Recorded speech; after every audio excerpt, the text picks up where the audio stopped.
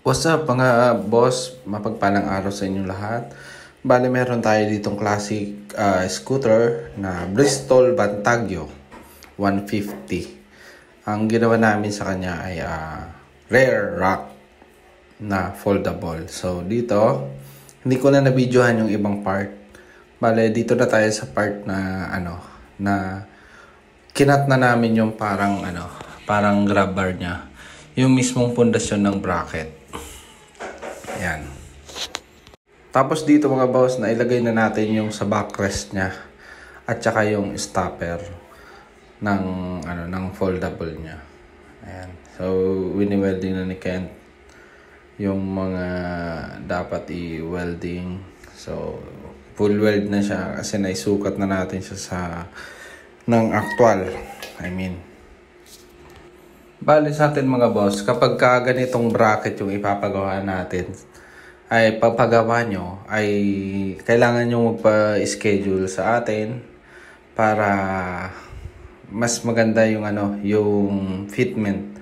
Bale ito kasi bracket na to mga boss, hindi ito basta-bastang wini-welding lang and bastang sukat lang na makuha mo lang yung tamang sukat.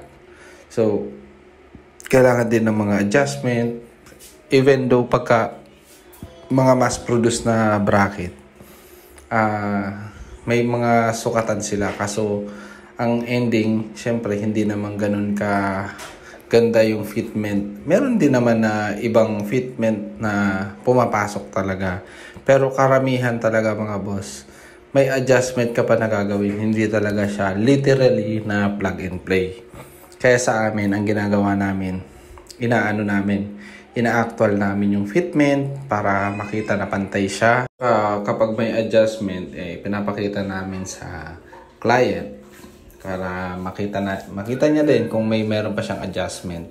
Kaya bago namin i-full weld, tinatanong namin muna yung may-ari kung okay na sa kanya, okay na yung fitment, okay na yung mga sukat, kung pantay na ba siya. At kapag okay na nga kay client, ayan, full weld na siya. Tapos mamaya ibabapping na namin siya. Tapos fitment ulit. After nyan, fitment ulit para makita yung kung syempre pag winelding kasi natin mga boss, minsan kumikipot siya gawa ng sa init nung welding. So ayan mga boss. Medyo na tayo dito, nasa 90% na tayo dito ng pagpo-full weld. Tapos ito pala mga boss, meron siya sa gilid, pinadagdag si bossing na additional na hawakan. Kasi mas gusto niya daw yung may additional hawakan. Para maiba naman, hindi yung common na nakikita natin na rear rack. Dahil gusto din ng client na wala siyang kapareho. Kaya nag-request siya na merong additional na hawakan at may additional na sabitan ng kanyang bag doon sa may mismong backrest. Bali ito pala mga boss, nilagyan na namin to ng abang para doon sa backrest foam.